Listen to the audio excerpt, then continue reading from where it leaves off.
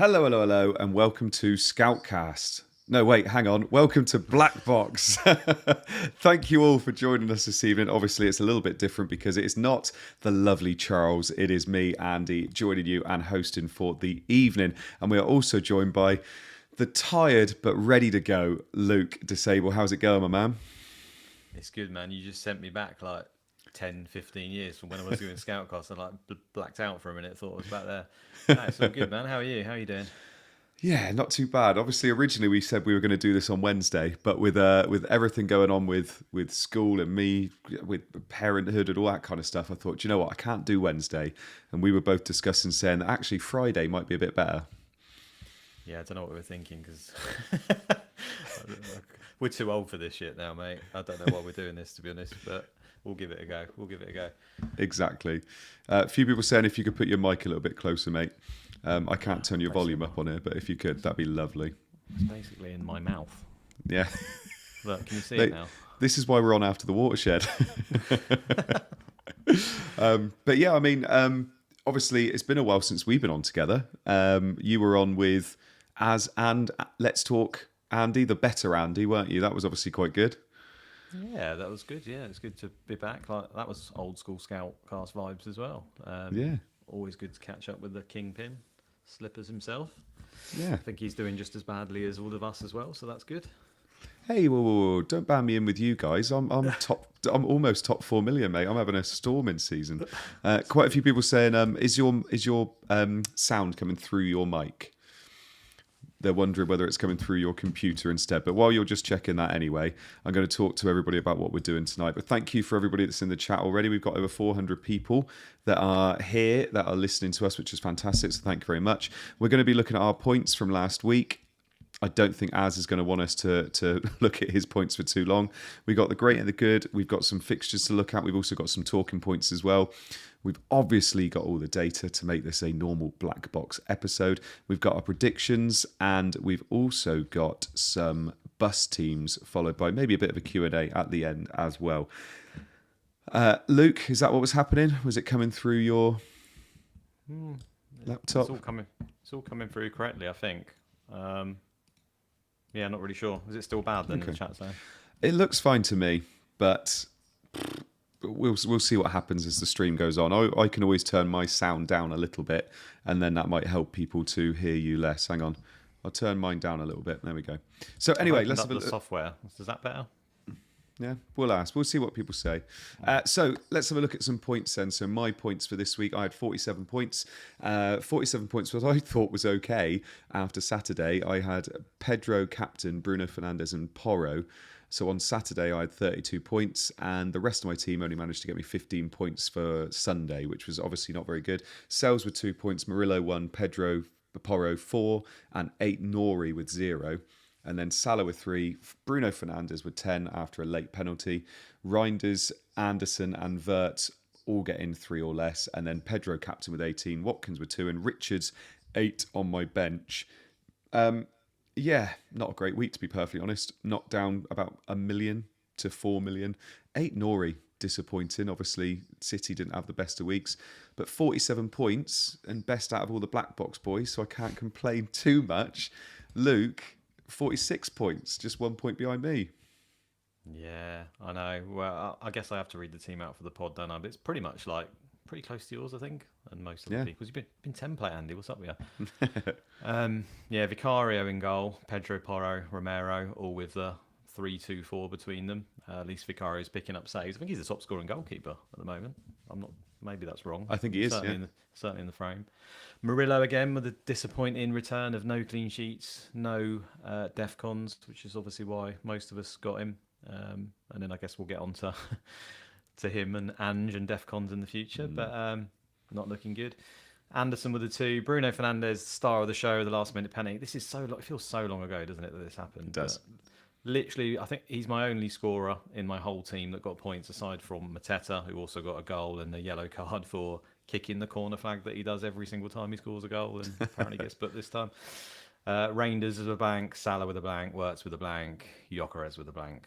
Wasn't expecting much from him in the game, to be honest. But yeah, now he's got a game against Forest, which people are saying is suddenly going to be 5-0 smashing because of the manager. So hopefully he can get me something. Strand Larsen didn't play, and again I've got that problem this week. It seems as we waited for all the news. Yeah, that's a bit annoying, isn't it? And like you said about Forest, it was looking good until about the 70th minute. Goals in the last 20 minutes. So that wasn't the best for us. And obviously Murillo's not actually doing well for DEFCON. And with everything that's happening with Ange and everything we know about Ange's DEFCON and how DEFCON has helped his players, obviously that's not looking good moving forward. But we're going to talk about that in a bit, because the other person that's not doing quite so well for points, and he's not on tonight, which is why he didn't want to come on tonight, as with 31 points last week. He told us he brought in Gibbs White and Alanga because he wanted to have some fun. And 31 points of fun it was. Sells with 2, 8 Nori 0, Milinkovic 1, and Pedro Porro 4. Salah and Wirtz with 3 each, who were his top performers, really. Gibbs White, as his captain, got him 4 points. Alanga got him 1 point, who didn't even start. Reinders with 2, Watkins with 2, and Pedro with 9. Yelena's in the chat saying it was lucky to get 31 points. It was lucky to get 31. Rodon on the bench with 7 as well, just to rub it in. Oh, and Pedro, who was the most owned player in the game, getting him 9 points. So he didn't really benefit much from there. But yeah, absolutely mental week for Az. 31 points. What can you do? It just... Well, I know what you can do. You can not bring Gibbs White and get Langer into your team for fun. But do you know what? I know I gave him a lot of crap in our WhatsApp group for doing that sort of thing. But people just get abused all the time for picking the same teams. And you can't poke that finger at Az. I mean, most of it's pretty stock. But he has tried to have fun. So I'm not going to give him too much of a ribbon. And to be fair, everyone thought Forest were going to smash West Ham, didn't they? So just one of them things. But... this is the problem with not captaining a player who's like on set pieces and penalties and stuff. I know like anyone can blank, but you've at least got that backup. And with Gibbs White, I think he played terrible in the game as well, by all reports. I mean, I saw the highlights, but yeah, just unlucky, isn't he, for that. But people, by the way, are saying that the audio's. I can't do a lot about it at the moment. I don't know what's going on with the audio. It sounds absolutely fine this side. Yeah, no, really unlucky as 31 points and obviously dropped down a little bit. But, you got Gibbs White for 2 nice fixtures coming up. It's not too bad. People saying the audio seems to be out of sync. I've got no idea why it would be out of sync, and I don't know how to change that. So I'm not really sure what to do. Can you there, not go into OBS and whack me up or something? I almost said whack me. No, I'm not going to say I that. I can't whack you up any more than I already am, I'm afraid. Lots of people saying it's absolutely fine. So maybe just give it a refresh and see whether it's YouTube, because YouTube is having a lot of issues at the moment. Looking at Great and the Good, had a big impact on the Great and the Good, and there is nobody in the Great and the Good League that's in the top 2 million for overall ranking at the moment. I am currently 4th. Luke, you are 5th, 6th, 7th, 8th at the moment, and Az is in the bottom 6 now, unfortunately. What do you make of that, though, Luke? What do you make of the fact that there's nobody in the Great and the Good, the best managers that we have in FPL and me, and none of them are in the top 2 mil? It's early days, isn't it? Everyone's just had a bad start. You have seasons like this. If you played the game long enough, you know that sometimes the popular picks, or the picks that should do good on paper, don't do as well as they should do. People will say, well, does that mean that we just lost touch and we got the wrong people and we have to adjust? Like, maybe, but most of us like to give it some time, don't we, to at least set it in. But then I think already, I don't know for sure how many people in this group of managers in particular are already on wildcard 4, but I imagine a lot of people have probably considered it, especially with the injury news that's come through. And it's like, regardless of who you are and how, I don't know, married you are to your plan, and you want to remain, patient with your picks because you've made them for a reason.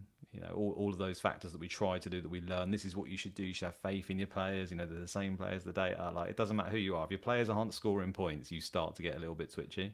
And then you start to look for even any excuse, don't you? Where it's like, oh, well, yeah, but he might not play. And then he went and travelled, and then he's got a little bit of a knock or something, or the minutes are not looking great.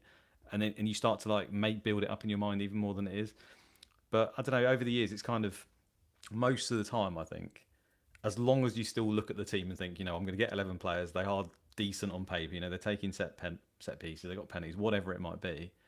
like doing less seems to work out more often. I've been so guilty in the past of just going, oh, I'm just going to bring in this player, like, you know, and there are good picks. Don't get me wrong, like, you know, like Semenyo's and stuff. I wouldn't say like you're just chasing points if you're getting a Semenyo, but it just ends up backfiring so often. So despite my team being shocking, I'm probably just going to continue for the plan for now. And if it's one of them seasons where, you know, I'm just behind the meta and I'm behind the curve, then so be it. But I think it's more chance you do well by sticking to your plan than there is to panicking. Yeah, big time. And I mean, you look as well at overall ranks at the moment. There's over 1 million difference between you and Az, and it's 8 points. Like I don't even look at the rank ever. When you show me this, is the first time I see it, really. But people worry about it so much, don't they? And if you've got all these people that are supposed to be, you know, the best managers we've got going, and me, and they're all doing, none of them are in the top 2 million. It's absolutely fine. And also, we've got first half season chips that are being used all over the place at the moment as well. So it's very, very skewed at the moment. It's only really halfway through the season you could kind of say this is where everybody is on an even keel after using all the chips, I guess, isn't it? So there's no worry from you, is there? No, I mean, if you're in and around where Ben Crellin is, you're probably doing pretty well, right? So yes. Overall, and there you go, Az. Yeah, so well done, Az. Take that home to you with the bank. Well, in his new home, in his flat now, watching us right now. Yeah, I hope it's all gone well as well. As everybody in the chat, I'm sure will say congratulations on your new place as well. I'm sure he's got all his great and the good league trophies up on the walls already. But no, like I said, it's great as well seeing me above late riser, Borges, Tom Dollymore. So that's what people want to see. Let's have a look at some talking points then. So some things that have come up from the international break, and probably the biggest one will be the fact that Ange Postecoglou is the new manager of Nottingham Forest, which has probably been the biggest change in managerial style we've seen in a very long time. Nuno, who openly says, I set out to get clean sheets, and if we win the game, great. Ange Postecoglou, who comes out and says, my players will break their bodies to attack in every game.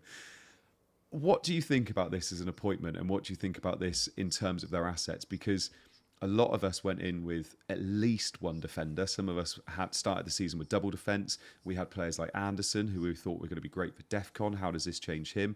Chris Wood, who, by the way, travelled a lot over the international break, and it looks like most likely won't play this game week. What's your take on all of that kind of stuff, Luke? Well, let me throw it back to you, because you're going to do a lot of asking of me, aren't you, throughout this? And I am. I'm interested to see what your thoughts are before I pin my tail to the mast. From the things that we saw coming out from Solio about the DEFCON for certain players and certain positions in Ange's system at Spurs, it's not looking good for DEFCON. But it is looking good for people that are playing against Ange's teams. The thing I'm finding hard to work out at the moment is that this isn't a team set up for his style. So I'm wondering how much that is going to mirror what we saw already, because obviously the Spurs team was very, very different to this, this Forest team. We're not going to see Chris Wood running around like we see some of the old Spurs players running around. Like, he just won't be able to do that. So I'm wondering if he's going to have to adapt a little bit. And also, we've got to remember the fact that they do have two really nice fixtures coming up in the next 3 weeks. They've got Sunderland and Burnley. So I don't think it's a fire sale of Forest players, but I do think that people are going to be slowly moving off them. And if you can move someone from like Anderson or a Murillo, Murillo especially is an expensive defender, and obviously you've got Munoz there who's got lovely fixtures. So I do wonder whether in a couple of weeks we're going to start slowly moving off them anyway. Do you just think there's like non-negotiable in the sense that he just instantly stamps his vibe on it and his approach to the game, and that we are literally going to see standing on the halfway line instantly?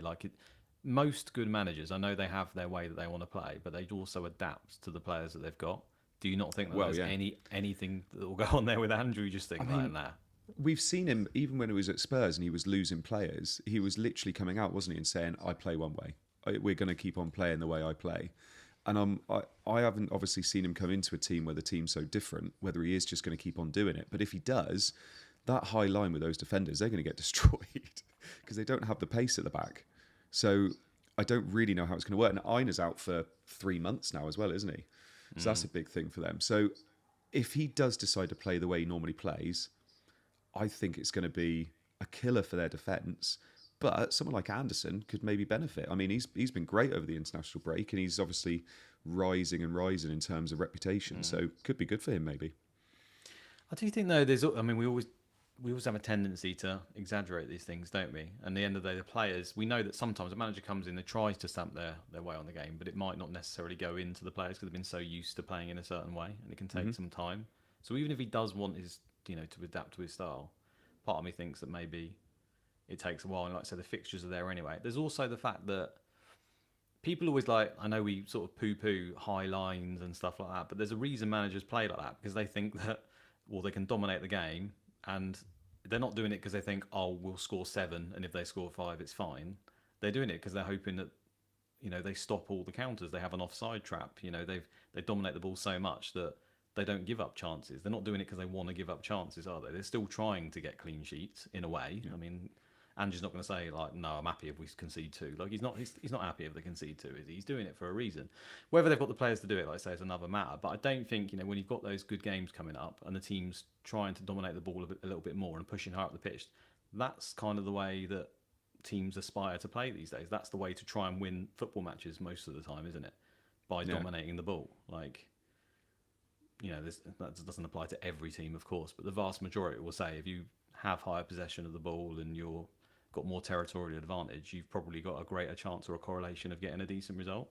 Yeah. So it might not necessarily be a bad thing, but watching Milinkovic try and play on the halfway line is going to be interesting. That's all I'm going to say on that. And I mean, it could hurt him for injuries as well. But you look at the fact the first game is Arsenal. What are we expecting in that game? I can't see anything. We were expecting anything, were we? I mean, people say maybe they could have ground out like a draw or something, which they, last season they did manage, didn't they, to surprise in a few games where they could get a draw, or I think they beat City, didn't they, like a 1-0 win or something, if I remember rightly. So, you can't really see that, but who was expecting anything anyway? More likely it was just 2 or 3-0, regardless of who the manager was, right? So that's kind of I don't think much will change there, but it's going to be interesting to see the way. And like you say, we're just going to have to adapt. I mean, a lot of the markets and stuff will already have factored this in, aren't they? So there's a lot of time we're looking at, I don't really think that's right, and it's going to be worse than what it is. But the markets have taken a lot of this into account, and it'll only get more accurate as we get more information, is all I can say as well. Yeah, exactly. And one of the reasons why we wanted to do this on Friday is to have a lot of more information. And one of the things that we now know is that Ismail Assar isn't just going to be out for this week. It looks like he's going to be out for next week as well.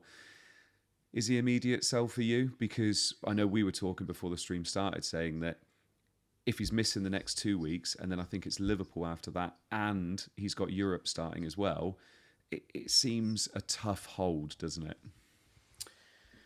Yeah, I mean, again, I guess a lot of people may have made moves already, and then you're looking at hits, and if they've got first on bench that's adequate, then I think you're probably just keep in that scenario. But otherwise, we're saying he's going to come back in 6 potentially. That's what the manager says. First of all, I don't think anyone can ever put an exact time frame on it, can they? So it might be that he's in and around the frame for 6, but you might be in a situation where his minutes are limited, or he's not quite back if it doesn't go right.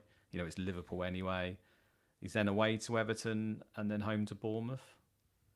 So I wouldn't say the best games, and then he's away to Arsenal after that. I love Sarr. I did a whole thing on him, didn't I, where I love him, and then I ended up didn't pick him. You did. I wasn't going to bring that up, actually, mate. I'll do it for you, because Az ain't here. And I wish I had started with him, because he's been pretty damn good. So I think you probably do just let it go. But I'll be very surprised if we don't go back there, because he's just basically a striker, isn't he, in midfield? Yeah. He's not going to get you defcons. He ain't going to take penalties or get you bonus points or anything else, really. Set pieces, none of that's going to happen, but he can score a lot of goals, and the data says that he should score a lot of goals for quite a while now. So we'll be back for him, and I think you just probably have to cut your losses, unfortunately. Yeah, it's a shame, and obviously it's one of those ones where people I know brought him in before this week, ready for this obviously run, and it's how it's happened, which is unlucky. But then you've got Isak, and we were saying before the stream started about how we're glad we waited, and he was the poster boy for the episode. But it turns out, Slot's come out and said, I think he came out and said that the Sweden manager was great, the fact he hardly played him because he wasn't ready to play. And he's basically saying, we're going to do the same. He's not ready to play. He's not ready to start. We're going to ease him back in. Lots of people were saying, I want a wild card or I want to bring Isak in. And it's kind of now come out and said, you can't really do that. The knock-on effect of that, obviously, it makes Ekitike his longevity a little bit better because you can if you've got him, you can keep him going. Exactly. But it does mean that Isak's going to take a little while to get going. When do you think, I mean, it's hard to say, isn't it? But a lot of people are trying to think about maybe wildcard 7. That could kind of maybe be the perfect time to bring him in. Yeah, maybe. I mean, the fixtures go a bit bad then, but it is Liverpool, isn't it? So despite the bad fixtures, they'll still be in and around top for expected goals over those periods. I just still think that they probably end up cannibalising each other in the sense that we might not be able to, not physically. Yeah. Physically. Whoa. Yeah, as picks, I just don't know whether I just don't like picking. Isak's better than Ekitike, but he has shown that he is a good player, isn't he? And I have no doubt that Isak will be the first choice. But we just need to see what that looks like in terms of the minutes. Is it going to be a situation where Isak's getting 70 and Ekitike is getting 20 all the time? And if that's the case and it's like 80, 70 and he's regularly starting, then I'd be fine to pick him, to be honest with you. Most strikers come off 70, 80 anyway. It wouldn't be much of a problem. But, if they are going to swap in the Premier League, then you're in trouble, aren't you? And I don't want a 10 million. Is he 10 million? 10.5? I can't remember what. Yeah, 10.5 I think he was at the start, but I think he's gone down. Yeah. There's just no way, because strikers have been nerfed quite a lot, haven't they? Take away penalties. He'd have to score 20 goals and be playing a lot for me to think that he's a good option, really, in and around that anyway. And I just don't know if we've got the information yet to do that. Could be an option over AFCON. Yeah, definitely. Yeah, definitely. I mean, I don't doubt that. And we get the 5 transfers, obviously, around there as well that everyone's chuffed about, so we can use them to get Isak in. What else was I going to say? I'm actually quite annoyed that Slot's so forward, right? It's great that managers are for fantasy football, but I think a lot of people probably thought Isak's not going to start, right? And then when a load of people bring him in and then he basically pretty much says he's not ready to start, well, it's just annoying because, unfortunately, I'm down there competing with all these mugs that are bringing in people like Isak straight away, and I need all the help I can get. So cheers, Slot. Yeah, I know what you mean, because actually it would have been perfect because he would have only been playing 10 minutes a game, which is exactly what you want, isn't it? I don't think it will take him long though to starting. I think maybe 3 weeks, and he's going to be starting, isn't he? Yeah. It's a tough one as well, though, because obviously the people that are playing instead of him at the moment are doing well. Ekitike's been great so far, hasn't he? And obviously Gakpo playing on the left has been fine. I know Ekitike can play on the left as well. They're not obviously going to replace Salah. Wirtz, I suppose, is Wirtz going to not play in the 10? I don't know. It's a tough one, isn't it? So when he's back and that's that window from Isak's properly starting to AFCON, it's going to be tough knowing which assets to own, isn't it, from Liverpool? I think so. I mean, obviously Salah's always going to be there. Van Dijk's always going to be there. There are solid picks that you can go to. And it's sort of like, are we going to end up treating Liverpool more like a Man City, where there's like only 2 or 3 names you can ever go to? And it's like the other guys are great and maybe you can have them for little targeted runs if people are injured or on a free hit or if there's team news, but you have to avoid them. I don't know. I mean, a lot of people are saying that lots of managers are building bigger squads and stuff, and there's going to be a lot more rotation. There's a bit of scaremongering involved, but I think at the same time, like given the way the injury, like the football's just more and more injuries all the time, it looks clear that, like say, Arteta's doing it, isn't he? And other managers are just getting quality all over the place to deal with these situations to make sure they can compete all over the place. It's just like some managers do like to pick these players in certain competitions, don't they? So they generally might leave the Premier League as the same 11, and we just need to see if they're the ones who do that, or whether they base it on opponent and the form, like Pep often does. So yeah, we just don't have that info yet, really. No, exactly. George, by the way, in the chat, he's put a super chat in. I will answer super chats in a bit, mate. Just not quite yet. Free hit as well, by the way. Probably, 100% will be the most popular week to free hit so far this season. Obviously, I know we're only in game week 4, but there's an awful lot of people free hitting. It's a weird one, free hit this week, because it does look good on paper with Arsenal, Newcastle, Crystal Palace all having nice fixtures, and I think I've seen a lot of Semenyo's in there as well. I get it in terms of a free hit, But knowing that you're getting your old team back in game week 5, which feels a rough one, did you benchmark or did you have a look at the fixtures and think game week 4 is a good week to free hit, or is it a bit surprise to you that there's so many people doing it? It's not a surprise because I think first of all we have got people like Palmer and stuff, haven't we? Where if you've kept him, it looks like maybe he's out for 1 week. But I think it's more to do with if you picked a Haaland team. I think I don't know what Haaland's ownership is, but is it close to 50%? I don't know if it. I don't know actually. It might not even be that high. No, but he's going to be owned, isn't he? And I think if you decided to go the Haaland route, then 33.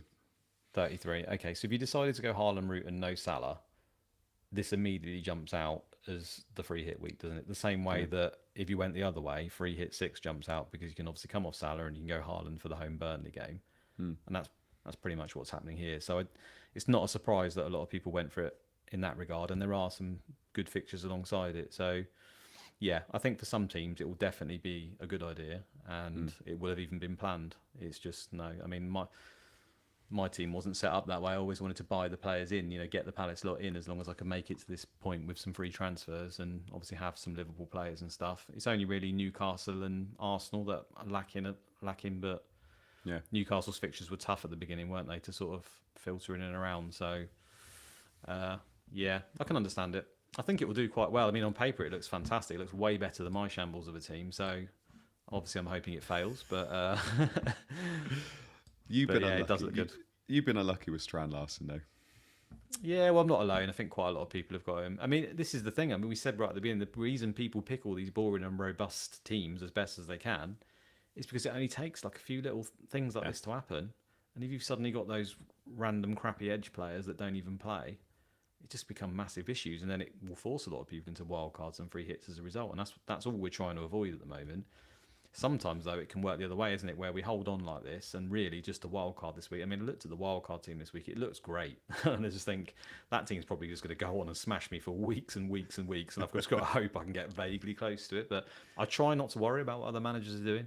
Yeah. I don't know. Like, I see a lot of people, like, I watch some content. I see it all the time. And they're like, oh, but managers will have free hit in this week. And I'll have to compete with wild carders in this week. And, I've got to cover the ownership of this player this week. And it's like, I just don't care about any of that. I don't know if that's the right way to play it or not. But I try not to. I know Seb used to say it a lot on Scoutcast, and he used to say it even before we went live most of the time, and saying like people would get so worried when people played a free hit and got green arrows and did well, and he was like, of course they're going to, like, they're picking the ultimate team, the optimal team. They're doing well that week, and you're going to do well another week. Like, that's how it happens. And it's like you've got to be okay with the fact that people play free hits or wildcards and do well for a couple of weeks, and you're going to play it later on. Fingers crossed you do all right as well. But I mean, we're looking at here. We've got the season data for defence so far. Surprisingly, Newcastle are still top. So Newcastle are top at the moment in terms of XG conceded, only 1.58. Interesting, though, who the team in second is Sunderland, 2.76 XG conceded so far this season. In terms of XG non-penalty, it's only 0.99. And of course, people are loading up on Crystal Palace. And Sunderland, at the moment, I know only 3 games, small sample size, second best defence in the league. Are we expecting, with all of Crystal Palace's changes, Sarr being out, Eze being sold, Gahey being unsettled, although it seems okay, are we maybe investing a bit too much in Palace, do you think? Potentially, but people are doing it for the run of fixtures, aren't they? And I think it's even already reflected in the markets. I don't know if you've got the graphic of Rob T, but I do remember seeing something around 1.5 goals for Palace. Yeah. Hang on, I'll bring it up. Oh no, that's the wrong one. Hang on. I do have it somewhere. I'll find it. We'll get I might have got rid of it, actually. Oh, yeah. Well, everyone will have seen it because everyone uses Rob T content, and why wouldn't you? Yeah. So it's around 1.5, something like that from memory, which is probably a little bit lower than you expect. I mean, the thing with Sunderland, over there on the right, you can see they had the best fixtures as well to go with it, I think. I mean, we were talking before the season started. I remember saying, generally I'm a fixture manager, and Sunderland are right there with the best fixtures, but I'm probably not going to go there because they're a promoted side. And I wish I had done now and just followed the gut of the fixtures because a lot of their players have done pretty good. But yeah, I mean, hopefully that will just balance out, right?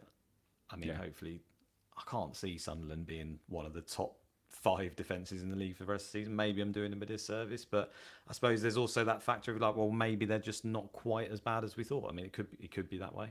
They've signed a lot of players, so we'll have to see. It's just too early to say either way, isn't it? I think. But I mean, you must be happy because you keep backing them every week and somehow getting the right result. I do, yeah, I keep backing them. They were the team I backed the most out of the 3 coming up, and obviously they have had nice fixtures to start. But it's all right having nice fixtures. You've got to actually do something as well, and they've been okay. But a lot of people in the chat saying, yeah, they played 3 terrible teams. They have played 3 terrible teams, but like I said, they are performing in those games as well. Not shocked to see Arsenal in 3rd there. Would you say, obviously they've got Forest, but they've got 2 not so nice fixtures after that, haven't they? And is it City or is it Liverpool? I can't remember which one they've got coming up. City and Newcastle. City and Newcastle, Forest. that's it. So would you say because there's quite a few people wildcarding this week as well, Arsenal defence, is it now to get them, or is it still kind of game week 6, game week 7 when a lot of people are thinking of wildcarding? I mean, I had in my mind that I will always get them from 7 because that's when the fixtures start to do well. Yeah, start to look really good. Sorry, but I think it might have just been a mistake, and I should have just started them. And I'm not just saying it as a result of what we've seen so far. It's more just that they are still so high on the models for defence despite the fixtures. Yeah, and I mean we saw it, didn't we, at the weekend? I said that game's going to be 0-0. And he just completely set up for 0-0. I mean, it lost to an absolute stunner of a free kick. Can you see it being any different versus Man City and Newcastle? I think Arteta's going to set up in such a way where he's going to play really defensively. And he's got every chance of getting, because they're just so good at it. They're like the best defence probably in world football, I think, overall. Saliba out now, though. Saliba out for a couple of weeks. Well, he actually said today, didn't he say today he's got a chance to make it? Oh, did he? I'd missed that one. I'm pretty sure he did, mate, that he might actually play. I mean, even if he's out, obviously he's a big loss, but they've still got loads of really good defenders that can come in, haven't they? So yeah, Moscow is good. Yeah, and I think, if he is back already, or he's at least in contention, then he's going to be back for City and Newcastle. So it's one of those ones where I think it's absolutely fine to buy him because Forest is obviously a very good game. They're probably top for clean sheet percentage this week, I'd imagine, out of everyone, or at least close. And they can easily do it in the 2 tough games, and you've got them in place ready for 7. So I think they're just great picks, and it's not just based on so far; it's based on a number of seasons now under Arteta. What was the clamour for Gyökeres then? Because obviously, tough games, trying to get clean sheets, 0-0s and that. Gyökeres, is it just that Forest fixture that people were kind of clamouring for him and wanting him in, or was it, obviously he's got pen share as well, but tough fixtures? Yeah, I mean, I don't know if it was clamouring in. I think it's because there's only so many premiums in the game that are viable at that time, right? We've got Saka out, and then the fact Palmer is out, and then you've got to spend that money somewhere. If you're going to end up getting Gyökeres probably in game week 7, because you've also got the fact that Havertz has got his injury, right, which was the main thing. So Gyökeres' minutes are dodgy. So you probably, if you were to pick a team from game week 7, you'd probably have Gyökeres in because he's a nailed on, we think, striker on penalties. So being robust is not booking in a transfer in between that period, right? It's only 3 or 4 weeks. We've already seen all the drama it's caused, and I haven't got Strand Larsen and whatever else. So it's kind of skipping ahead. He's not so much worse, Gyökeres, than the options that could do better in that period, that it's worth using 2 transfers on the forward spot. Again, a spot that we're not expecting too much from. So it just makes sense to go there early, despite probably expecting not that much. He's not even looked that good either, has he really? And it could be that he's a shocker, but this is part of the skill, I think, is actually, people say, oh, it's not a skill to follow, like, say, review says you should get Gyökeres or whatever, but I think it's also part of the skill to say, well, to be honest, he's looked crap, but I'm still going to go there because it makes sense. That actually is harder for a lot of people to do than the other way around. Yeah. It's an interesting, because like you said, I don't think he's looked that great. I really don't. Like, he struggled. He's done better than people say, but he's never going to be a player who's easy on the eye, is he? Because he's a bit of a camel. Yeah, but also, I don't really feel like they're playing to his strengths either. So I feel like there's a lot of there's quite a few things working against him. But like you said, he's going to get the minutes now, and he's on penalties as well. And with the fixtures changing in 6 and 7, I can see a lot of people going there because a lot of people have Watkins as well. So it's such an easy move to get from Watkins to Gyökeres. But I think, like you said, with the fixtures and playing against City and potentially Newcastle as well, they're going to set up a bit more defensively. So it's a tough one, I guess. But if you were on Watkins, you had nothing else to do. Do you think Watkins to Gyökeres is a good move with a free transfer if the rest of your team looks okay. I think Because absolutely Watkins nothing has else. struggled, hasn't he? I think if you've got literally absolutely nothing else to do, you could do it. But to me, it's still probably not a great use of a free transfer because you might then need that next week. You know, if you're Yeah. sat on, I mean, you can only be on 3 now by now, right? Have I got that right? Yeah, I think you can only Yes, be on yeah. 3 free transfers by now. Yeah. So you're probably at the point where it's just about, but I'd still probably want to roll to 4 in that scenario, like because then at the next week, I'd say Gyökeres has got Man City. Like Yeah. to be honest, what you're hoping for in the Man City and the Newcastle game, particularly how we just talked about how Arsenal set up and it's going to be a struggle to find them, is you're hoping for a penalty, and penalties can come in any game at random, Yeah, can't they? yeah. And they're great at set pieces, and he's a great lump, and he's in the box as well. So people can say he's looked crap and the games are tough, but you're on penalties, and Arsenal literally play to hit the big man in the box, and there's a few, there's a few of them big men, so you could easily just get something. Yeah, so that's how I feel about it. I don't feel great about it, but he's in there, and hopefully he can just stay. I mean, the worst thing is when you do this, and then like say the player gets injured before the good run of games. That's happened to me a number of times over the years, and it's really frustrating. So I just hope that he's still available and in the team, and not. I mean, there's also linked to performances, right? So if Gyökeres is just truly terrible in these games for whatever reason, do you think Arteta would like reacts to that and goes, do you know what, I'm going to try? I mean, Gabby Jesus is apparently in training, but they haven't really got many options. What could they do? Marino up top again? I mean, that's embarrassing. Well, right? yeah, If they that's start- the one. Isn't it? Hey, you say that. He just scored a brace for Spain, didn't he? Yeah. I mean, I don't mean embarrassing for him as he looks all right, but if you're Gyökeres and then you're like, oh yeah, defensive midfielder is playing up front instead of me, that's got to be soul destroying for him. I don't know whether Arteta would do that to him. Not anytime soon. It's an awful lot of money they spent on him as well. And I mean, if we look at the team attack, Arsenal are in 4th in terms of XG non-penalties they put up so far this season. They're in 4th. Again, small sample size. It's only been 3 games. Chelsea top, which is interesting, and Spurs in 3rd there. Arsenal being 4th, though, like you said, I don't think that's too bad in terms of what they got coming up. But the next 6 is actually easier than what they've played so far. So obviously we know that because by the time they get into 6 and 7, the fixtures turn quite nice. In terms of that, though, Crystal Palace 15th. 15th for Crystal Palace in terms of attack so far. They have had tough games, though, haven't they? That's the reason people didn't really want to go there early.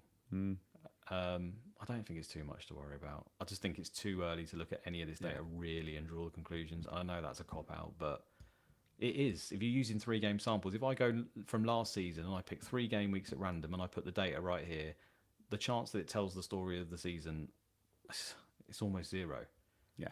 No, I know what you mean. But like I said, we show them because as has made them for us. Right, so let's have a look at some keeper data. Again, only 3 weeks, but we've got some keeper data. Vicario, comfortably the top performing keeper so far in terms of FPL points per 90 with 7.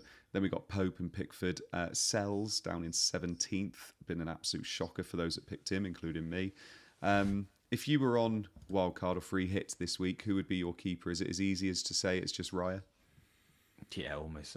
Probably, unless you can get, you knew who the defenders who were starting, because obviously they've got the set piece threat, but you probably aren't going to know all of them, and particularly with the Saliba possible doubt. So yeah, Raya would probably be a lock, to be honest.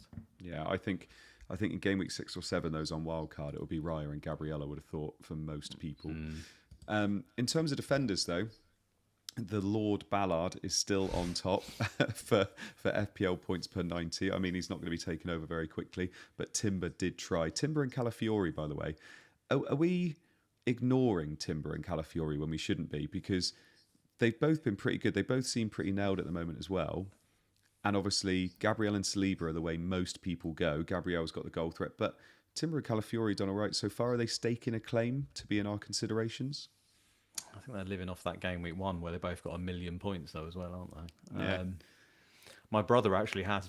My brother plays casually, but he actually started with Ballard, but he benched him. Oh, sorry, I was just laughing at him the other day about that. I mean, maybe, but they've got options, and we're risk averse, aren't we? And I think that's probably their starting 2.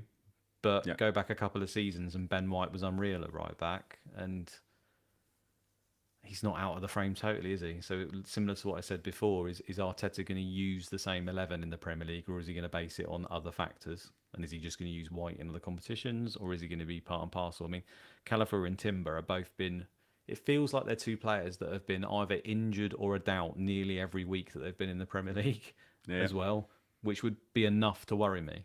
Like, they always seem to make it somehow, or Timber does, Calafiori less so, but I don't know. I just think there's too many other options that are nailed that you don't have to go there.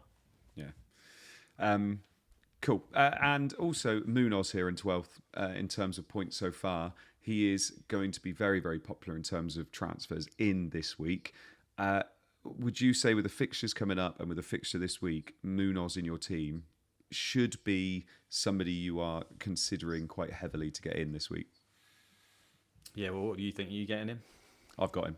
I got him 2 days ago before his price rise. And I sold 8 Nori, and now everybody's saying I'm in the cartel because I knew he was injured, which I obviously didn't. But yeah, so I sold him for 8 Nori, which if I'd have known 8 Nori was out, I would have 100% did it. But I did it thinking, it might hurt me, it might not. But obviously, now he's out, it seems like a pretty easy transfer. Yeah, Nori, because he obviously had that knock, didn't he? But he still played the week before, so did anything happen on international duty? Did he even go to international duty? I don't know. Yeah, I heard a few things in different chats, and not cartel chats, different chats saying that That's there what was... you would say. Yes, that there was murmurs of an injury, but I didn't think anything of it because that happens all the time. Well, I didn't and then today I'm it supposed says, to be the City guy. Yeah, and then today obviously he's come out and said, yeah, he's not playing, which I suppose at least we know he's definitely not playing. But I think... Obviously, if you have 8 Nori, I think it's an easy move to get Munoz in, surely. If not, go to an Arsenal defender. Yeah, I mean, it's an Arsenal defender or a Palace defender. It doesn't necessarily have to be Munoz. I mean, I'm still of the opinion that Lacroix could outscore Munoz. I thought that at the beginning of the season as well, and I think still chance. I just think, I mean, Lacroix's got really good, for a centre-back anyway, really good attacking data. He's always a threat from set pieces, but... I think it's less repeatable behaviour, isn't it? I think there's a lot of luck involved in centre-back goals and how much of a threat they are, because you really are relying on that ball basically landing on their head perfectly, and centre-backs generally score like the very best, like 5 or 6 goals in a season. So you'd be very lucky if you got that. Whereas Munoz, I know the data doesn't suggest that he's like... I mean, he's very good for XA, assists and stuff, that he's got the goals in the locker. You watch him and he's so close to goals, or doesn't always get the ball, or he's missed a chance or whatever, and you just think... The error margin there is bigger in the sense that he could just have a freak season, couldn't he? Where he scores 6, 7, 8, 9, 10 goals just by being around there. Like, I think he's a player where it is possible where a defender could get that high. Yeah. So, yeah, I think if you were rolling the dice between them, although Lacroix could get close because he's obviously got he's got the avenue of DEFCONs over Munoz. You hope for a high roll on Munoz, don't you? And you think there's a chance he could outscore him by like 50 points. You could see it being possible, so that's the allure to him. And I think as well with a player like that, it's like Lacroix is easy. It's definitely a better pick if you're planning to play him every single week. I think, and then because he's going to pick up those DEFCONs in the tougher games. Like if you're not on free hit 6, Palace have got Liverpool. I'd be happier playing Lacroix than I would be Munoz, because I'll probably end up with DEFCONs in that game, hopefully. And then Munoz is for the fixture ones that we've got right now at home Sunderland. You kind of feel like you want Munoz on your team, don't you? There's a chance Lacroix doesn't even get DEFCONs in that game, and then Munoz could hopefully get an attacking return. And you like 0.29 XGI per 90 for Munoz. He's got 0 goals and assists so far this season but he's racking up the XGI. And obviously the big boys that are above him are the people that have returned heavily so far. So Calafiori, Chalobah, Timber, Ballard are all above him in terms of XGI. The other person, by the way, that's above him for XGI per 90 is Rico Lewis, who's got 0.39 XGI. I'm assuming that was one big chance. But it's interesting that obviously he's high up there. I would say he's definitely due with 0 goals and 0 assists so far from that XGI per 90. But from a defender, that's great. Lacroix, by the way, you should mention as well, would have had more DEFCON points had the deadline not have happened. So he would have had an extra 2 points to his name as well. But that's worth mentioning there for the last game of the week, is that if it updates the next day, obviously the deadline closes and he didn't get it, did he? Yeah, what's the final game this week? Just so we know which one's going to... Oh, it's Man City, Man United. Yeah. I don't think there's only 2 games on Sunday. Oh yeah, it's kind of disappointing, but they are the big boys. I mean, I don't think many people own defenders from Man United or Man City or any of their midfielders for recovery. Well, Bruno for recoveries. I suppose Bruno could be a player we're looking at who gets 11 and then gets ticked over to 12 a few hours later. few people on, saying that Munoz got an assist against Forest, by the way. Yeah, I was going to correct you, but I didn't bother. I'm assuming it didn't come up on here because was that an FPL assist? Is that why? Presumably, yeah. So looking at the mids though, so this is ranked based on XGI non-penalty per 90. Esteval's at the top, interestingly, and Brooks is in second. Marmouche is in third. Obviously, he's out after the international break, and Antti Gordon's in fourth, who's also serving the second game of his 3-game suspension, so he's out for another 2 yet. Grealish in fifth, who has been an absolute revelation since he's moved to Everton. We got Mbumo, Ismaila Sarr in seventh, and obviously he's out now for 2 weeks. Semenyo in ninth, and Jai, who has come out and said that he's a doubt for this week. Moyes said he's not sure whether he's going to be able to start. Enzo Fernandez, who took the penalty when Palmer wasn't on the pitch, who's also an interesting shout there. Some very interesting ones that are outside of the top 20. Bruno Fernandes is 34th. Wirtz is 38th and Gakpo is 42nd. But below all of those is Reinders on 63, which you probably shouldn't be too shocked by because obviously his 2 goals were outside of the box as well. Not his 2 goals, his goal was outside of the box in the first game week. But looking at these in terms of Sarr replacements, Luke, if you were looking to replace Sarr, who would you be looking to replace him with in that kind of price range? I mean, if you're looking at this list here, surely Grealish, if there's any chance that he is back to his old self, 4 assists already. You know, what's he putting up? 0.74 XGI per non-penalty per 90. That's pretty good numbers, surely. There's absolutely zero chance I'd pick Grealish. That's why you asked me, didn't you? I know. As soon as I said Grealish and I saw your face, I thought he's loving this. No, I get, like, it's a romantic pick, isn't it?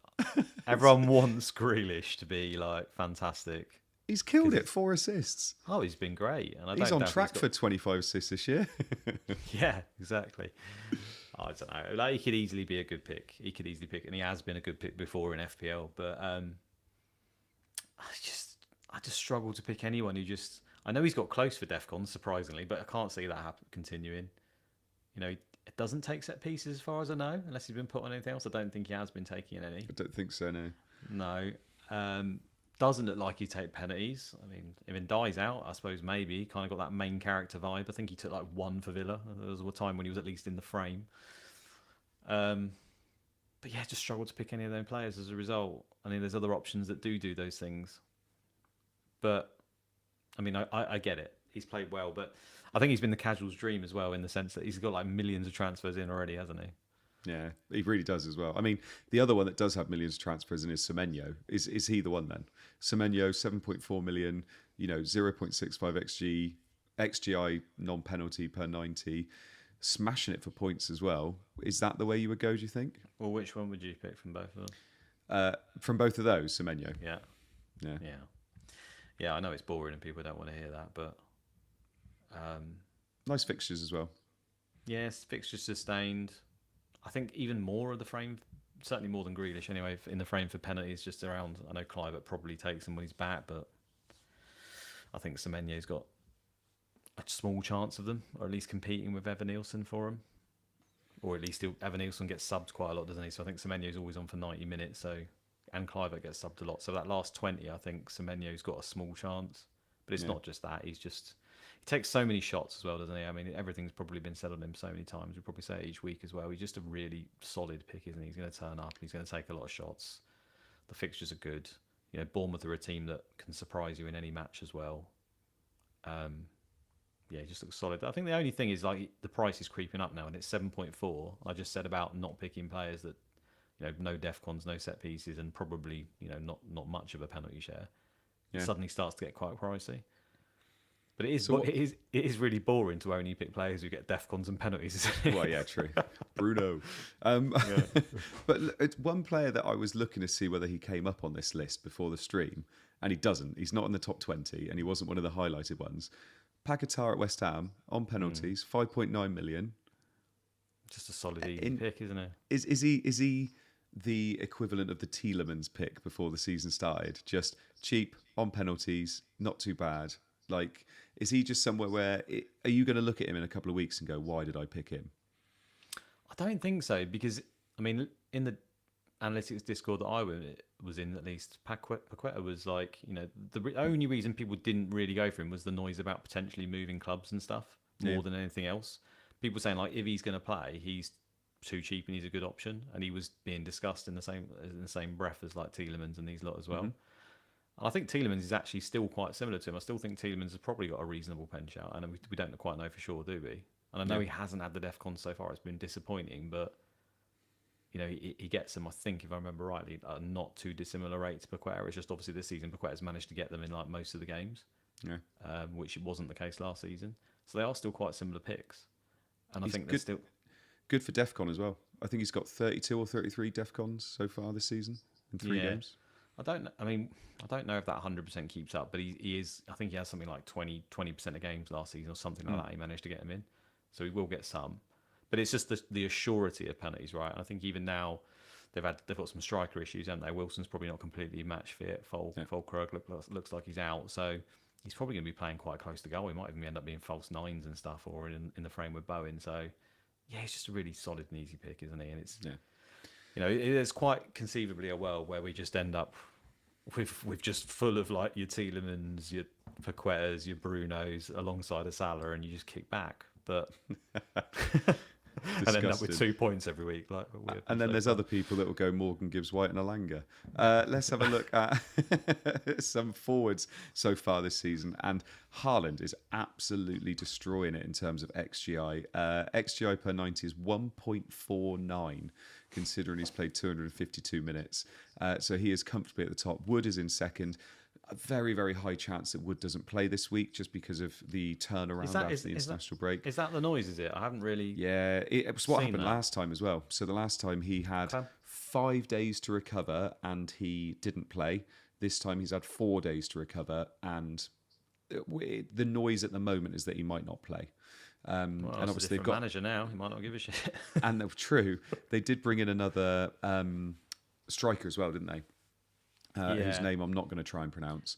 But so there's every possibility he doesn't. But we'll see what happens. Obviously, if you're a Wood owner, you would play him. But he's playing against Arsenal anyway, isn't he? So Pedro in third. How do you feel about the Pedro pick now?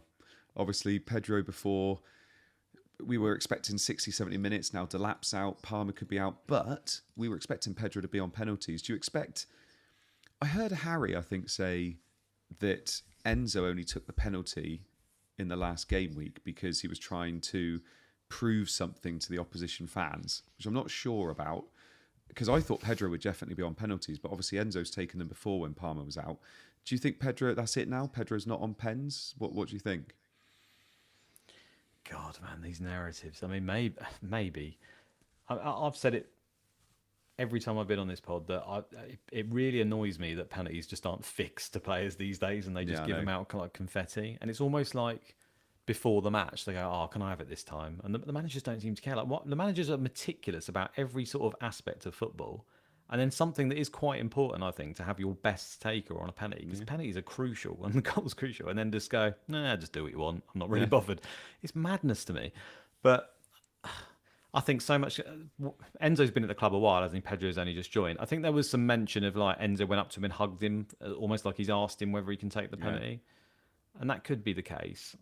So we don't have enough information to say. I think Pedro is probably still in the frame for penalties, is all I'm going to say. And I think that any given week it could rotate between them. You know, if Pedro's on a brace, for example, and a penalty comes, he's surely getting the penalty for the hat-trick, right? I don't think that. And then, you know, Enzo, if he's already scored in the game, does he then want the penalty as well? I think he's still got some penalties, yeah. I was really happy that he didn't take it, don't get me wrong, but it all could be immaterial anyway, because I'm thinking Palmer's going to be back. I mean, it's a chance this week. I can't really see it. Can you, that he's back this week? But it looks like he might be back next week. And you know, I know the manager said he's going to try and manage him in minutes and stuff. So you're looking at maybe 10 or 20 minutes where these guys are in a competition. Otherwise, Palmer is probably just going to be a monome. So we probably don't get the answers that we need before Palmer comes back, is what I'm getting at. So I wouldn't worry too much about it. I'm just trying to work out what this table is ordered in. Because I thought it was ordered in XGI per 90, but it's definitely not. So I'm wondering, because obviously it's got Haaland top, but I'm trying to work out what it's been ordered in. And I'm not sure, to be honest, because obviously now I don't want to say that this is in order, and so someone's doing better than anybody else, because it's not in that order. So I'm going to leave the forwards one there. Well, going on to Haaland so far, he has looked incredible, hasn't he? And he obviously scored, 5 goals in the international break in one game. Are you waiting till 6 to get Haaland? Have you got a plan to get Haaland in 6? Burnley at home. I'm probably going to free hit in 6, and then the plan was to wild card in 13, probably, if I can make it that way, and just get both of them. So in theory, I won't have Haaland until then. I mean, the thing is, this is more close to the normal of Haaland. Haaland was more the abnormality was last season, isn't it? When you look at his whole career, that he didn't. I mean, the numbers were still kind of there, but they did dip, and obviously he didn't get as high a result as he got in season 1, where he got season 1, his first season in the Premier League, where he's getting 30 goals or whatever it is. Yeah. So it's scary not having him. It's definitely scary not having him, and you feel like at the moment between him and Salah particularly, he's looked a lot better. But looking better doesn't always get you the results, does it?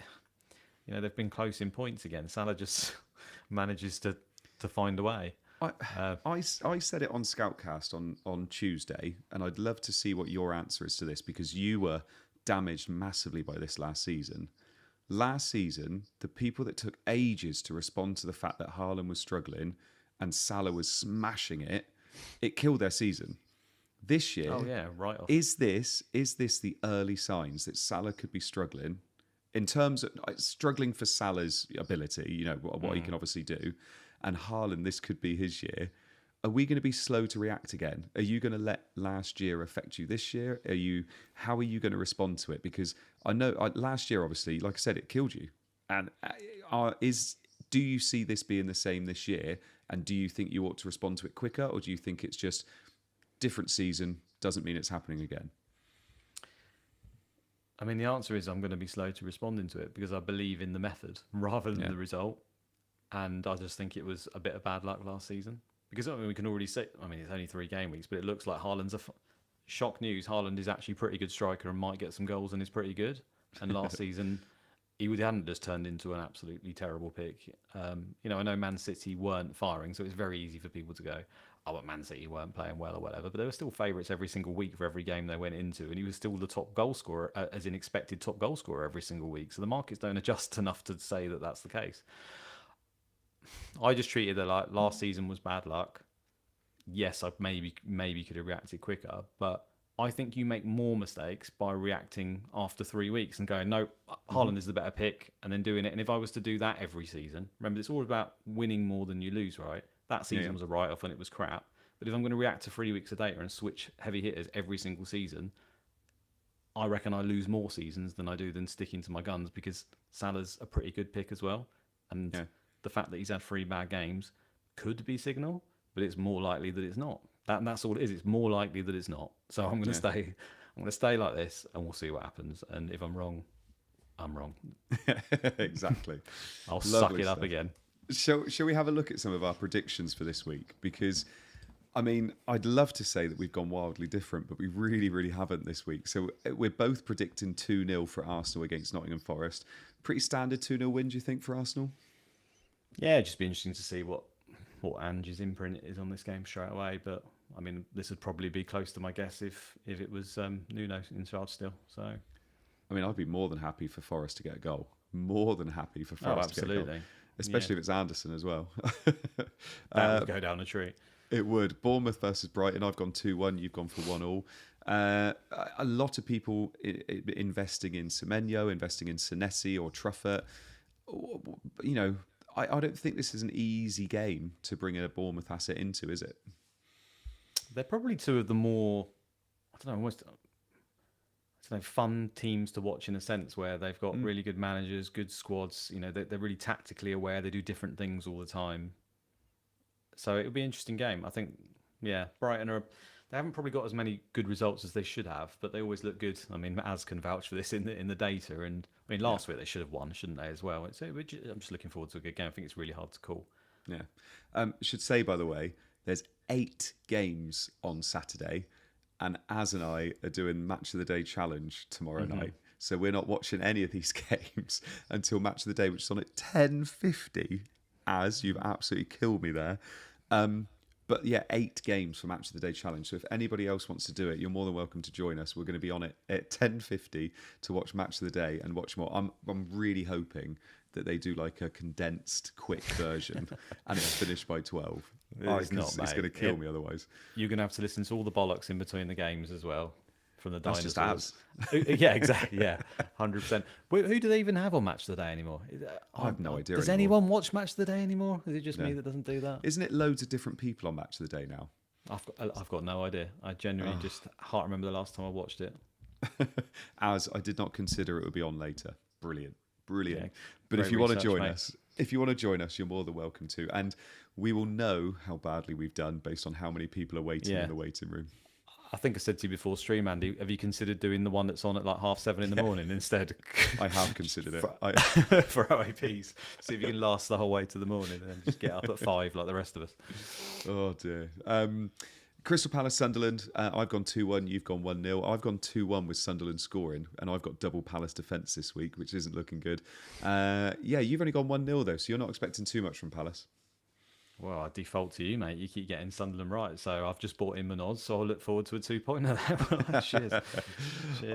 I seem to do quite well with Sunderland at home, but away from home, I mean, yeah, I'm hoping that Palace get the clean sheet. Everton, Villa, we've both gone 1-0. This seems like, I mean, if Villa walk out of this game without scoring a goal as well, it's not looking good for all those Watkins and Rodgers owners, is it? I didn't even consider the fact that this would now be their 4th game without scoring a goal with that result. I don't know, just Everton at home versus you know exactly how they're going to set up, and maybe that's a disservice because they've got a load of good, sexy attackers now, so maybe it'll be a bit different. But yeah, I don't know. We both went for that result without speaking to each other, didn't we? So It kind of feels like that's what it would be. But I mean, Villa have signed a lot of players. It's only a matter of time. They're not going to go the whole season without scoring, are they? I mean, in some people's mind, after 3 weeks, we've made up that that's confirmed now. They probably go on forever. But do you remember that chat we had before the season started about Watkins? We're saying like, is Watkins really essential? Like, you can spend that money elsewhere and all that kind of stuff. And we were talking about it, weren't we? And I went with him, obviously, and it's just obviously not worth it. 9 million. Surely, with the next 2 or 3 fixtures he's got, surely he does something. Yeah, I still don't think you panic. You keep him if you went there. Yeah. Because you bought him for a block of fixtures, didn't you? Yeah.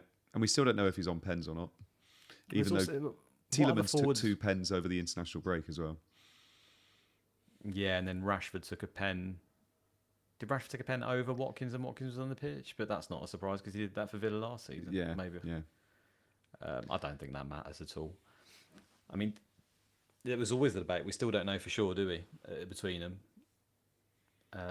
But, I mean, they have to get in the box to get a penalty, so... Yeah, exactly. Fulham Leeds, I've gone 2-1, you've gone 2-0. Newcastle Wolves, I've gone 2-1, you've gone 2-0. Newcastle assets seeming quite popular at the moment. Would you be tempted to go with their new signing Walter Maida at all? Yeah, well, I looked at the free hit on FPL review. Didn't change any of the defaults, and at the moment he's in the 3 up front. Obviously, following the news today about Wissa being out, looks quite likely he's probably going to start. Gordon's also suspended, isn't he? So Yeah. unless he starts with Osler, and I mean, I suppose there's a little bit of doubt because you can't say how fit he is. He hasn't started the game yet, but. Yeah, I think it's also got him quite high for pen share because we were looking before and he scored like 15 penalties, missed 1. Yeah, you said, that looks good. It's not too bad if he's on There's pens. rumours that Shah is out and he was in the frame for penalties. I don't know if that's true, but I think FPL Raptor was posting a potential team without him. So I think it's him versus Bruno for penalties probably. Yeah. So could be enticing on the free hit. High Yeah. pen share, minutes. I mean, that's interesting. I mean, that's the kind of move Az might do, but then he's got penalties and other avenues to point, so probably not. Yeah. And he's already got a Langer as well. I mean, Oh, yeah. the next game, by the way, is the only game we've gone different in terms of who we think's going to win. I've got West Ham to win 2-1. You've got Spurs to win 2-1. Interesting there, because obviously West Ham have shown glimpses that they're not down and out. At first game of the season, they're relegated. So City we are changed our champions. tune quickly, haven't we? Because they Yeah, were I know. absolutely shocking after 2. One good result, and there he is, Andy, straight on the form wagon. I thought at home, 2-1 against Spurs. let's see what happens. I like going for the home wins. You can see 2-1 at home is my favourite result there. You've gone 2-1 for Spurs. Who's scoring the goals for Spurs then? Do you reckon Richie's going to keep it up? Well, that's the question. They were terrible in the last game. Yeah. Yeah, no, but yeah, West Ham could easily win, mate. I mean, to be honest, I've done this in a blur and just picked it at random and just gone, yeah, I'll go with that. I wouldn't take any advice from what I'm saying from the games. What's Rob T got the data at? Or you've lost it, haven't you? So you're not sure. I have, yeah. I haven't got it with me. I imagine they're both just over 1. I think that's quite a thing this season when I looked from memory. They're pretty close. Yeah. And Brentford Chelsea, we've both gone. Is that Simmons' debut? Sorry. Interested in him? Oh, yeah, true. Is he not going to make the difference? Well, he could do, but I'm not interested at the moment, no. Not at all. Fair enough. I'm more than happy for other people to chuck on him and see how it goes. And fair play if he obviously bangs straight away, but I don't think I'm going anywhere near him to start with. Brentford Chelsea, you've gone 3-0 Chelsea. Hello. You really fancy him this week then? I think this is more the pessimist in me because I don't own Sanchez and I don't own Pedro, and I just think what would be the worst possible result for me in this game. And to be fair, Chelsea, that's been happening a lot with Chelsea, and they're even getting goals against them chalked off on a regular basis. So it's like I've just gone, oh, do you know what? Pedro hat trick. Yeah, I'm just going to get shafted again, and it's going to be 3-0. But no, Chelsea have looked good, haven't they? They've looked decent. I think Brentford have been a bit of a mixed bag, but. Yeah. I just think it'd be a comfortable win, to be honest. Burnley 0, Liverpool 3. We're both captaining Salah, I would expect. Yeah. And then... Oh, sorry, carry on. Well, I just hope he actually does something. I mean, it's not going to matter for the grand scheme of things of the game. I imagine his EO is going to be crazy high, but it would just be nice to see flashes of Salah of every other time he's ever taken to the pitch, apart from the 3 games this season. Fingers crossed. And then City United, we've both gone 2-1 City. It's interesting, isn't it? Because Man United can get results against City, and City have obviously looked quite shaky this season so far after 3 games. Could be every chance. I mean, I've seen people with Bruno. You could play Bruno in this game and be quite happy, can't you? Oh, absolutely. I mean, to be honest, the fact that we've got both got the same result there, like you kind of just touched there. Like in my mind, this could be 2-1 the other way. It could be a draw. It literally could be anything. I know Man City will obviously be the favourites, but like you say, it seems to be a game that in the past has caused Man City some problems, or Man United, we know, seem to step up in the big games. Man City have got quite a lot of injuries as well. I know Man United. I mean, losing Mount, do you think that's going to be? He's played quite well for them so far. Do you think it's going to help him? Do you think Bruno could get in the front 3 as a result, or any of that? I mean, I don't think so. Are we expecting Sesko to start? Aren't we? Well, I'm not so sure because I mean they've obviously got Mount and Cunha out, haven't they? Yeah. So those 2 were starting in the front 3. Mm-hmm. So you'd expect that Sesko will probably come in, but at the same time, I feel like Sesko is probably not the player you'd want in a game like this for away to Man City. You'd probably want mobility, wouldn't you? And big time. And I think I've seen Xerxes maybe playing in the 10, which that's obviously not going to. Was it Lemons isn't starting? It's Bayindir in goal as well, which that doesn't seem great either.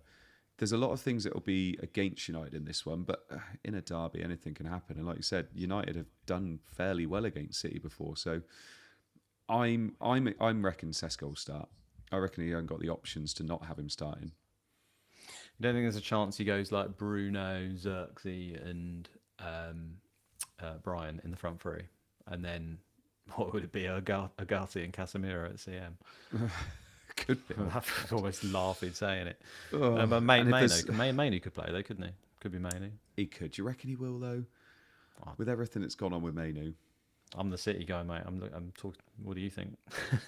I mean, the one player that could do quite well is obviously Ahmad. Ahmad could do okay. He did okay. He could play in the front 3 time as well, couldn't he? Yeah. Oh no, actually, because you've got Dallow's out injured, isn't he? Yeah.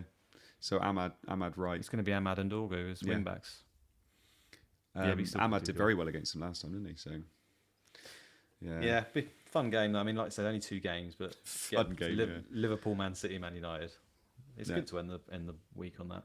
Exactly. Let's have a look at some Oh, to see how people are getting on with predictions so far this year. Oh, look who's at in that. third. Look who's in third. Blimey. Third. I'm currently in third. It is Nick B and Jobalob who are first and second, with me followed closely behind. Az is in sixth, Richard Morris in fourth, and Tom G in fifth. They must not have had a big enough screen to show you on here, Luke. Yeah, are you just a little bit below this, mate? Or how many points are you on? 3 weeks, mate. Look who's at the top of FPL at the moment. Yeah. Look at the Short managers sample that are up size. there. Short sample size, exactly. Short sample size. Let's have a look at our bus teams as well, mate. Before I cut you off there, were you going to say something about the predictions, me being in third, proud of me, something like that maybe? Yeah, all of that if you want. But I said to Az already, I'm just going to default to Rob T's like average over the whole 38 weeks, and surely maths will say that I'll be in top in the end. I haven't done that yet because I've just been late. I've been too lazy. Az sends me the predictions. I'm like, quickly if I can do it on my phone without looking. But mate, if I start falling further behind, I'm just going to default to Rob T every week. And trust the maths. Trust the maths. Right, this is my team at the moment then. So I've got Sells in goal, which obviously isn't great, but I'm not going to change him before the 2 games he's got after this week. I've got Richards and Munoz at the back. I brought in Munoz for 8 Nori and caught the Munoz price rise, which I thought was quite nice. Pedro Porro at the back as well, with Salah captain, Bruno Fernandes, Reinders, Anderson and Wirtz in the middle, with Pedro and Watkins up top. I've got Murillo, Steve and Gue at the back on my bench. Don't know why, but this is after I made the Munoz move, and Gue has gone back to having a Sunderland top. I've got no idea why.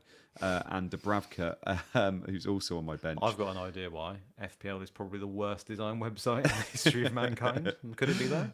Yeah, it was really weird. I have still got another free transfer. So I used one free transfer. I got another free transfer. And I have really toyed with the idea of getting rid of Anderson. I've got about 2 million in the bank. Really, already? What's that? You're going to get rid of Anderson? I've been thinking about it because I've been thinking just about because of Ange? Not because of Ange, because I don't like this fixture. I've got no idea what I'm going to get from Anderson now moving forward. And I could get to Semenyo, I could get to a Paquetá, I could get to any of those kind of players. And I'm looking at it thinking, do I do it? Now, the other thing I'm thinking is if I don't do it, and I basically just roll until game week 6, I can get Haaland. So I can get 3 transfers into game week 6 and get Haaland fairly easily. Even keep Salah and get Haaland in game week 6. So I'm wondering if I just keep Anderson, be okay with the fact that he's got Sunderland and Burnley in the next 3 anyway. Just keep him. Be okay with the fact that maybe he gets me 4 points. Maybe he finally gets above 11 DEFCONs this week and gets 4 points. And then 4 points, I think that's absolutely fine. So I'm looking at it thinking I'm probably going to keep him and roll the transfers and try and get Haaland in 6 without free hitting a wild card in. I just think that's a non-decision. It's just easy keep. The team is like, you're actually in quite a blessed position. I know like Sells is probably not great this week, but you haven't really got any issues in your team at all. You've got double Palace defence already. I don't think Watkins and Pedro, just because they have, well, not Pedro, Watkins hasn't scored points, he's an issue. Wirtz hasn't scored points, he's an issue. Like maybe, but they've got the good games still to come. I think you're in a blessed position, you just leave it. And Anderson got like 20 recoveries for England in one game and then 11 again, believe it or not, in the last game. He loves getting 11 again. He absolutely loves it, this bloke. But I think the upshot of Ange moving was that I think I saw that Anderson's recoveries potential actually, if you apply that Ange ethos of the team, the midfielders ended up getting quite a few recoveries. So if anything, I think on solo I saw that his recovery rate has actually gone up, and that's what Anderson relies on mostly. You'd think so, yeah. So maybe we finally get the 12. Yeah, I definitely think you just hold on to him for now. I mean, he takes corners as well, right, and everything. He can just get. He's been unlucky so far. He's definitely been unlucky, and he is definitely still a good pick. My only worry would be like, does Ange start rotating him, or just use him in a way that we don't expect, or something like that? But we don't have that info yet. So. I can't see him being rotated. In like he's too good. He's genuinely one of their best players, and I just look at it and think, imagine I'm sat there watching Match of the Day with Az, and Anderson gets an assist to wipe out the Arsenal clean sheet. I'm laughing, absolutely laughing. So yeah, I think I will roll the extra transfer. Yeah, I think it's no brainer. Yeah, and then looking at yours, mate. the triple Spurs defence I always laugh at. I don't know why. But Strand Larsen's obviously a big headache, isn't it?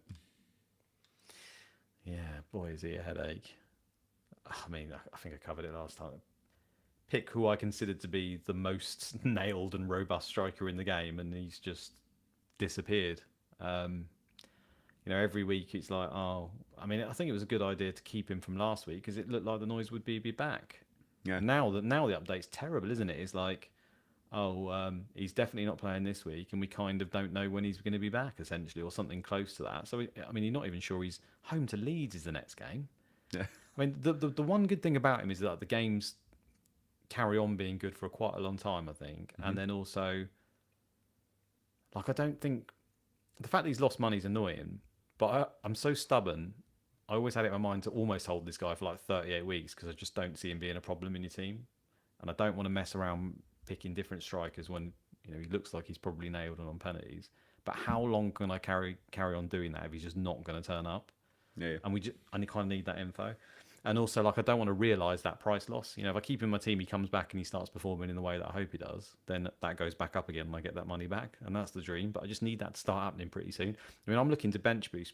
I was potentially looking at either 5. Yeah. But I'd need Strand Larsen to turn up for that game to do it. Or 8, which was the one I'd ideally like to do. But then obviously you're running the risk of other players getting injuries, other fires that go on, and then obviously you're not in a position to bench boost by 8, and then it's like, oh, for God's sake, if I'm planning to use the wild card in 13, I don't want to go into wild card 13 having not used the bench boost because I don't want to think of that headache. I'm probably going to want Salah and Haaland in 13. I'm not going to be able to afford a decent bench. So he's single-handedly causing me a few nightmares, to be honest. But yeah, I'm probably still just going to keep him this week. And the only other player I could even really go to go down would be Thiago. Like, if you offered me now Thiago, I'd take Thiago over him and then come back for Strand Larsen. But I don't think it's worth the move yet, especially if he's back for Leeds. So I'm just gonna probably get Munoz for Romero, which was the plan before. Because I'm wedded to my plan. That's why I'm too stubborn. I just don't know why, before the season started, you didn't know that Delap was going to get injured, Palmer was going to get injured, and Strand Larsen. You should have just gone Pedro. Come on, what are you doing? Honestly, game week 1, I was absolutely laughing. I was like, 70 minutes straight off the pitch. Pedro, look at these idiots picking him. I've got Strand Larsen. He's nailed on. Bracing the cup. Lovely stuff. Oh, Palmer. By the way, he might go Newcastle and be the greatest striker ever as well. But hang on a minute. No, just vanish off the face of the earth with an unknown injury. You'll choose some positive variants soon, mate. 100%. I just moan a lot. Everyone's had it. There's a lot of people who've had it worse. Yeah, there are. So chuck in your questions because we are towards the end of the stream now, so we'll do a bit of a Q&A. I will, because I took a picture of it just for the super chat. We'll answer the super chat now. So George says, do I captain Mateta ahead of his fixture because of his good fixture? So what do we think about Mateta being captain this week? Over who? Well, that's the thing. So actually, I can bring it up because I'm pretty sure I've got the captaincy here as well. So that means you're picking Mateta, who's obviously got Sunderland, but you've also got Gyökeres, who's got Forest, you've got Watkins, who's got Everton, Salah, who's got Burnley, Bruno, who's got City, and Haaland, who's obviously got United as well, who's smashed it so far this season in terms of data. I would put Mateta 3rd on this list, maybe 4th. Ahead of Gyökeres? Yeah, I think I'd put Mateta ahead of Gyökeres, personally. But he wouldn't be ahead of Salah and Haaland. No, I mean, that's the thing. I mean, there's weeks to try and take things on. Salah versus Burnley, despite the way he's looked, he's probably not one of them.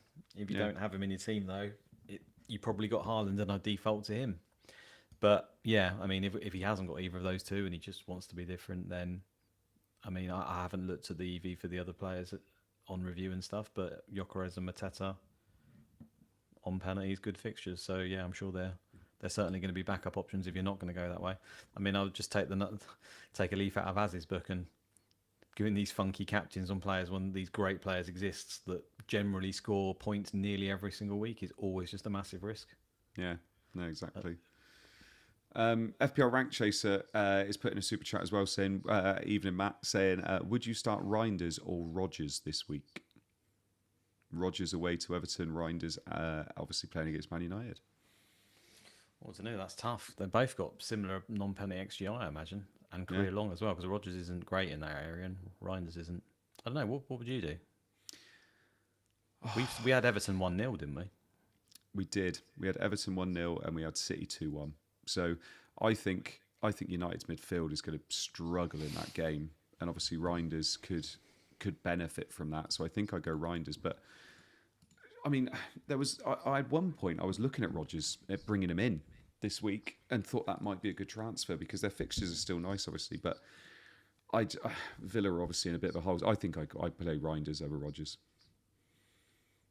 I think I'm probably with you. Are you? Maybe. Tough one, isn't it? I just got a bit of a bias to pick a Man City player if it's a close option. So yeah.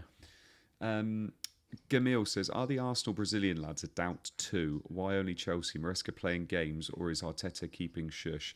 Yeah, there's obviously a lot of Brazilians that are struggling. I think Maresca said Pedro's a doubt, Enzo's a doubt, all these players that are a doubt because of the internationals. Do you think there's any doubt there? Well, he said a question mark, didn't he? Yeah.